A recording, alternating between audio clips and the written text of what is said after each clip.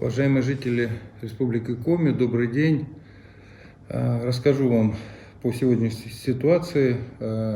Сегодня мы остались на прежней цифре 208 случаев, подтвержденных вектором, но приросли за счет первички.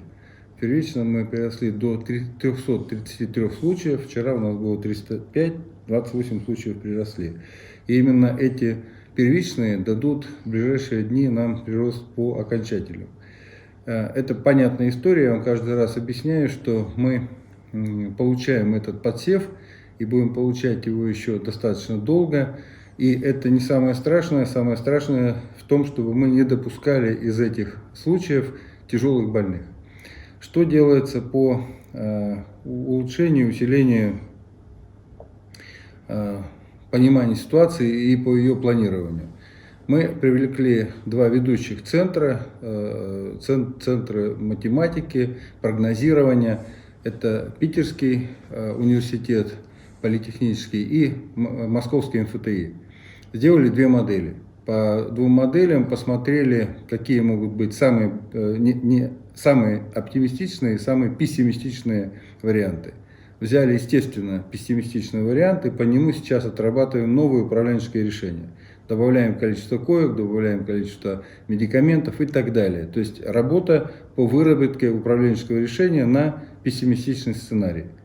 Следующее. Я вам докладывал, каждый раз я вам говорю, нам надо увеличивать число тестов. Что мы для этого сделали? Мы наконец-то сегодня в Москве получили 10 тысяч тестов прямых.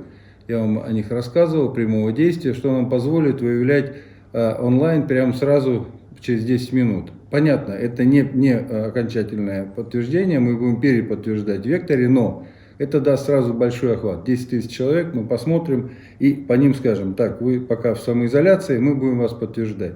Подтвердили, лечим, наблюдаем и так далее. Следующее. Мы, кроме того, что прямого действия, нарастили еще и рабочие места. Мы получили или приобрели 3 амплификатора, это вот 3 рабочих места ПЦР. Их разместили здесь в Сыктывкаре, 2 в центре Роспотребнадзора, 1 в центре СПИДов. И еще один дополнительное место открыли в Воркуте на базе инфекционной больницы. Что еще?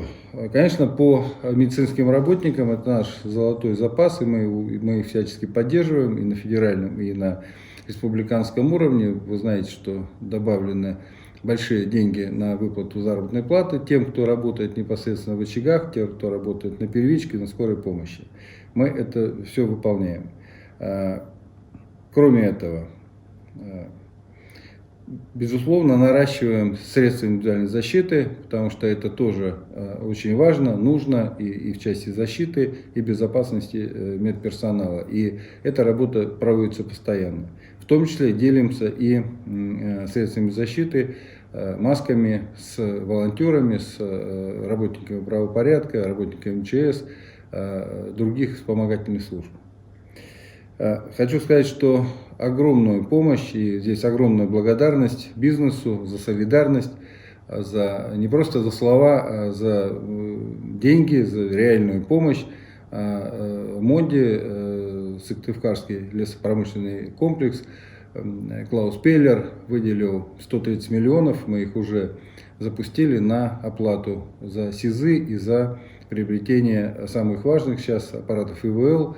И они тоже уже поступают, они сегодня уже пришли в Москву, первая часть, и поступают завтра в Сыктывкар. Мы начинаем их ставить на те дополнительные места, на которых мы будем размещать койки под планируемые, вот если будет пессимистический сценарий.